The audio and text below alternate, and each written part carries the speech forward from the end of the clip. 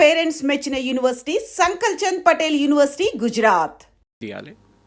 వాళ్ళు కొంచెం డబ్బులు ఇన్వెస్ట్ చేశారు ప్రెసిడెంట్ ట్రంప్ కంపెనీలో, కొంచెం చాలా డబ్బులు ఇన్వెస్ట్ చేశారు. అసీం మునీర్ లాంటి వాళ్ళు వాళ్ళని హ్యాపీగా పెట్టుకుంటున్నారు. కానీ ఇట్లాంటి సిచ్యువేషన్కి వచ్చినప్పుడు డెఫినెట్ ఐఎమ్ నో డౌట్ రేపు పాకిస్తాన్ చూడండి, ఇప్పుడు చనిపోయిన తర్వాత కూడా కమిని పాకిస్తాన్ ఇజ్రాయెల్ని తిడుతున్నారు, which Israel will not take it lightly.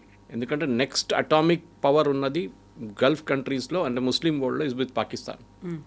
వాళ్ళు ఎప్పుడో కొట్టడానికి ప్లాన్ చేస్తున్నారు, ఎక్కువ లొల్లి చేస్తే వాళ్ళు కొడతారు. కానీ ద ప్రాబ్లమ్ ఇస్ పాకిస్తాన్ దగ్గర ఉన్న అటామిక్ కేపబిలిటీ అంతా యూఎస్ దగ్గర ఉంది, యూఎస్ నిఘాలో ఉందని వాళ్ళు దాన్ని తాళం చేయ వాళ్ళ దగ్గర ఉంది. Pakistan cannot use it.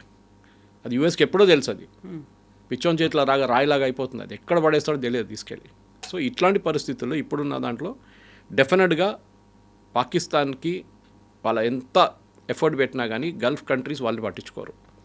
ఇటువైపు ఏమో సౌదీ అరేబియా వాళ్ళ ప్రాబ్లం ఉంది, వాళ్ళ మీద దాడి చేస్తున్నారు. రియాద్ మీద దాడి చేశారు, వాళ్ళ అరామ్కో ఫ్యాక్టరీ మీద దాడి చేశారు, ఖతార్ దాడి జరిగింది, కువైత్ మీద దాడి చేశారు.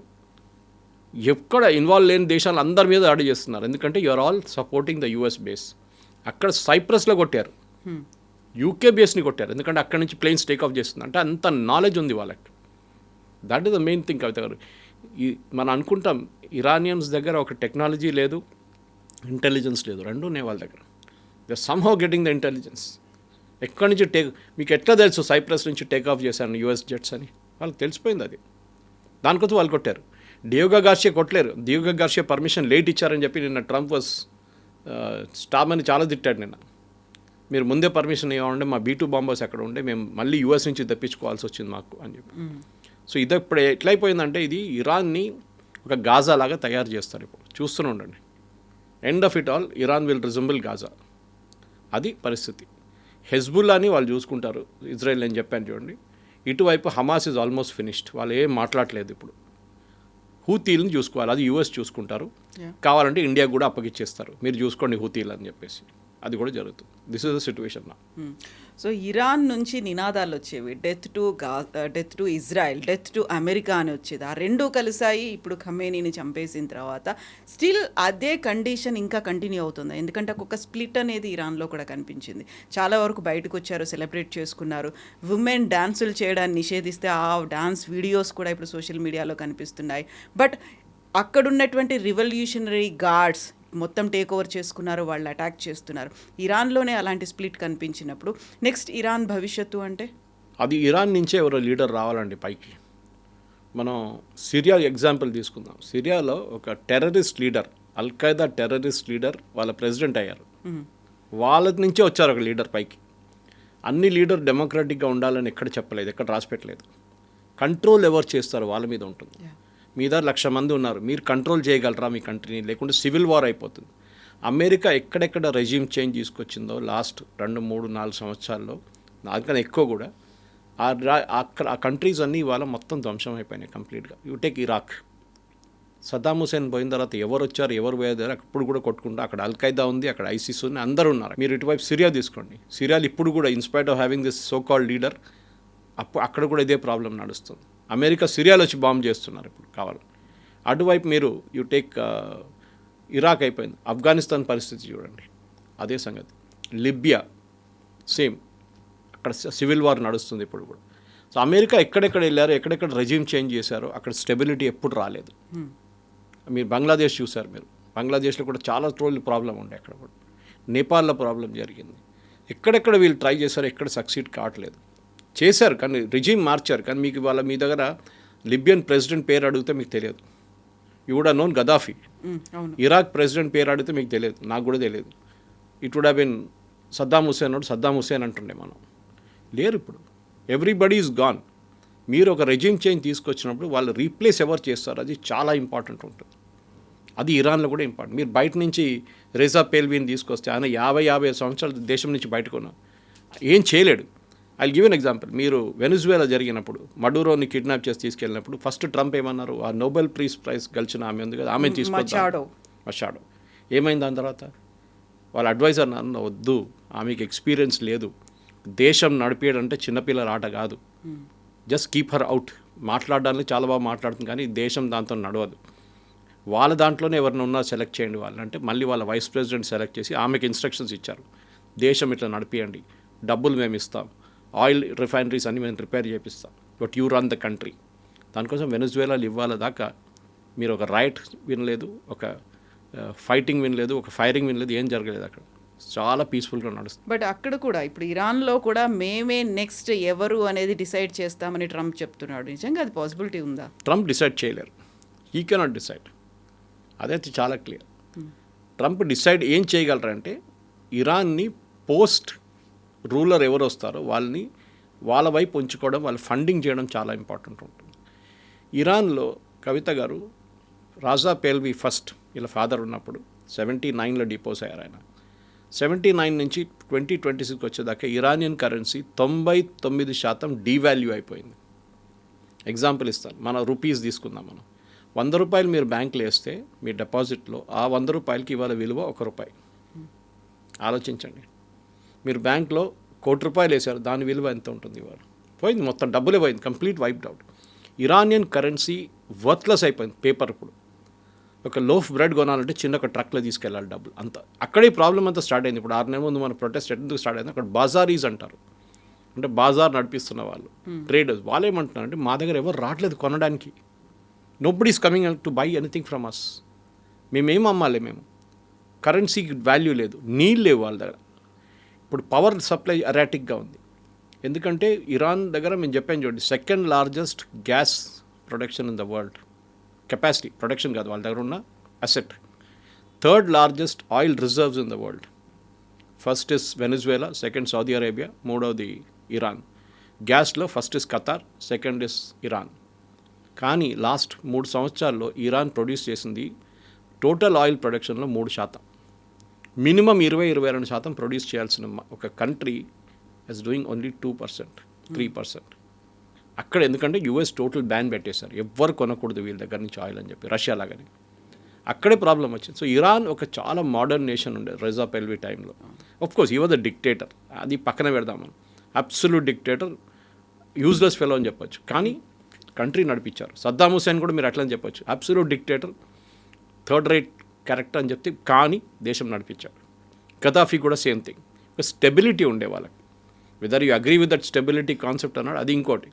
కానీ ఇప్పుడు ఏంటంటే ఇరాన్లో ఈ ఇరానియన్ రెవల్యూషన్ తీసుకొచ్చిన టైం నుంచి ఇప్పుడు దాకా ఫస్ట్ 8 సంవత్సరాలు ఖొమేనీ ఉండే, దాని తర్వాత 40 సంవత్సరాలు ఖమేనీ ఉండే.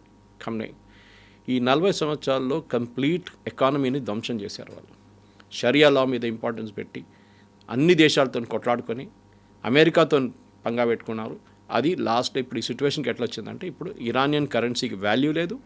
ఇన్ఫ్లేషన్ ఏమో 49 నుంచి 55% ఇన్ఫ్లేషన్ ఉంది, కొంతమంది 80% అంటున్నారు. ప్రజలకి తినడానికి ఎక్కువ తిండి లేదు అక్కడ, వాళ్ళు సఫర్ అవుతున్నారు. కానీ వాళ్ళ ఎడ్యుకేషన్ సిస్టమ్ చూస్తే one of the best in the world. వాళ్ళ దాంట్లో 98% మహిళలు ఎడ్యుకేటెడ్, చాలా ఎడ్యుకేషన్ సిస్టమ్ సూపర్ ఇరాన్లో. వాళ్ళ దగ్గర పోస్ట్ గ్రాడ్యుయేట్ లెవెల్లో కూడా చాలా మంచి education, even their medical education. మన భారతదేశం నుంచి చాలామంది కశ్మీర్ వైపు నుంచి షియా పిల్లలు వెళ్తారు అక్కడ చదువుకోవడానికి, కార్గిల్ వైపు నుంచి. This is very important.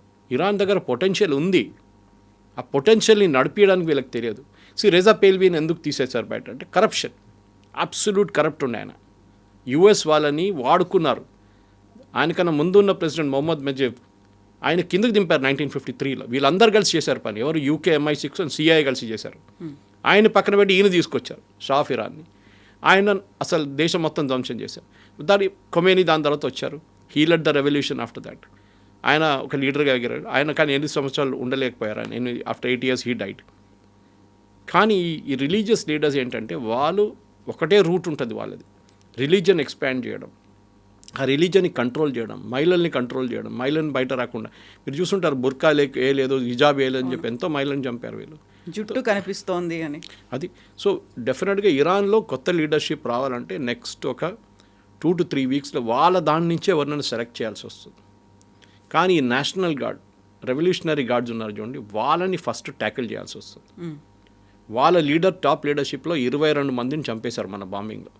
In fact ఆ బాంబింగ్ కూడా చాలా, నేను ఇవాళ పొద్దున కూడా I was listening to an Israeli expert, intelligence expert. ఆయన ఏం చెప్తున్నా అంటే ఇంత హైలీ ప్రొటెక్టెడ్గా ఉన్న మనిషి, ఖమేనీ లాంటి మనిషిని మీరు ఒక ఓవర్ గ్రౌండ్ ప్యాలెస్లో పెట్టి ఓపెన్ ఏరియాలో, అంటే ఓపెన్ ఏరియా అంటే నాట్ అండర్ గ్రౌండ్, పైన ఒక బిల్డింగ్లో పెట్టి దాంట్లో ఒక 100-200 మంది కమాండర్స్ని తీసుకొస్తే వీళ్ళందరూ చూసుకొని కూర్చుంటారు అక్కడ.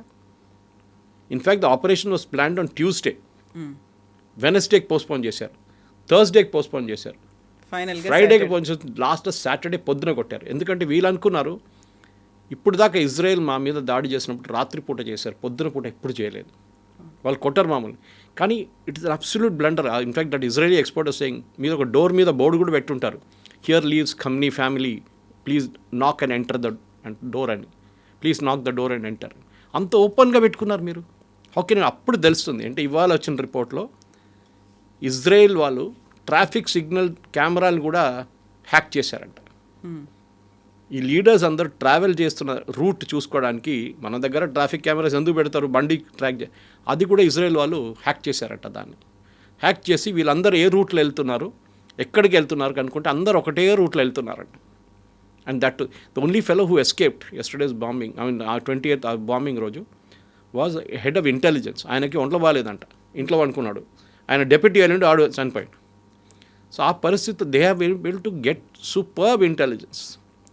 ఇది చాలా ఇంపార్టెంట్. హ్యూమన్ ఇంటెలిజెన్స్ ఒకటి ఉంటుంది, అంటే వాళ్ళు ఇరాన్లో ఉన్న ఈ రెజీమ్ లోపల కూడా దూరారు. కాసిం సులైమానీని చంపినప్పుడు they was excellent information. Qasem Soleimani తోడుని ఎవరో ఇన్ఫర్మేషన్ ఇచ్చారు that he is moving in this car from so and so place. ఎందుకంటే 6 కార్లు ఉండే కాన్వాయ్లో, 6 కార్లకు ఒకటే నంబర్ ప్లేట్. మన దగ్గర కూడా చూడండి, రేవంత్ రెడ్డి వెళ్తున్నప్పుడు, చంద్రబాబు నాయుడు వెళ్తున్నప్పుడు కార్ నంబర్ ప్లేట్ అన్నీ ఒకటే ఉంటుంది. యాక్చువల్లీ ఇట్ ఇస్ ఇల్లీగల్, కానీ సెక్యూరిటీ వైజ్ ఇట్ ఇస్ ఇంపారిటివ్. ఆ కార్లు మారుతూనే ఉంటాయి కాన్వాయ్లో, సో మీకు తెలియదు ఏ కార్లో ఉన్నాడని చెప్పేసి. అదే వీళ్ళు కూడా ఫాలో చేస్తారు. కానీ కరెక్ట్గా అప్పుడు కూడా కొట్టారు సులేమానీని. పక్కన ఉన్న ఏ కార్కి ఏం ప్రాబ్లం రాలేదు. ఆలోచించండి. సో ఇజ్రాయలీ ఇంటెలిజెన్స్ ఆ రోజు జరిగిన దాడిలో చాలా క్లియర్గా, కానీ వీళ్ళు చేసిన అన్నిటికంటే పెద్ద బ్లండర్, అండర్ గ్రౌండ్ బంకర్లో మీటింగ్ పెట్టకుండా మీరు ఒక ఓపెన్, అంటే ఒక ప్యాలెస్లో మీటింగ్ పెట్టి చాలా ఓపెన్గా ఇజ్రాయెల్ చెప్పారు మీరు రావచ్చు కొట్టచ్చు మమ్మల్ని అని చెప్పి, వీఆర్ రెడీ అన్నట్టుగా. But I think that is a blunder, underestimating Israel, or they were plain stupid Iranians. ఎందుకు చేశారో అర్థం కావట్లేదు ఇప్పుడు కూడా.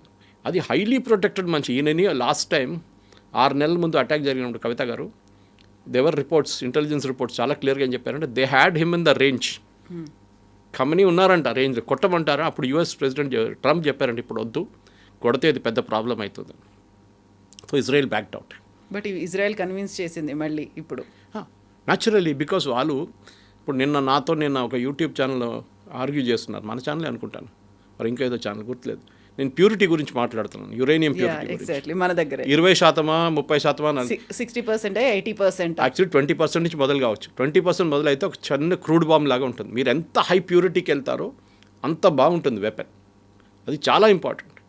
కానీ ఈ న్యూక్లియర్ వెపన్ ఎవరు వాడరు, అది ఒక థ్రెట్ లాగా వాడుకుంటారు అంతే. నా దగ్గర ఇది ఉంది చూడు, కిమ్ జాంగ్ ఉన్నట్లని ఉంటుంది, నా దగ్గర ఉంది, నా దగ్గర వస్తే నేను పేల్చేస్తాను అది. So nobody will go to him, అందరు దూరం ఉంటారు. ఇది అన్నమాట.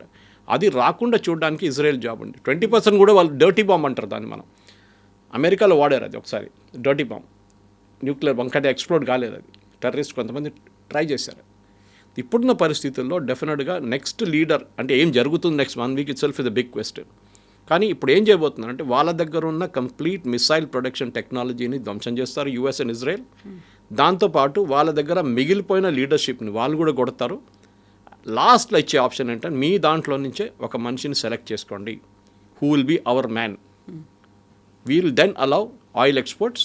మళ్ళీ ఇరాన్ పాత సిస్టమ్కి వెళ్ళిపోతుంది. ఇరాన్లో డబ్బులు మస్తు ఉంటుంది, ఇరానియన్ ఎడ్యుకేషన్ సిస్టమ్ బాగుంటుంది, వాళ్ళ health care one of the best in the world. అది కూడా చాలా బాగా, ఇంకా ఎక్విప్మెంట్ ఇంకా రావచ్చు, బయట నుంచి మెడిసిన్స్ రావచ్చు. It become another very develop country.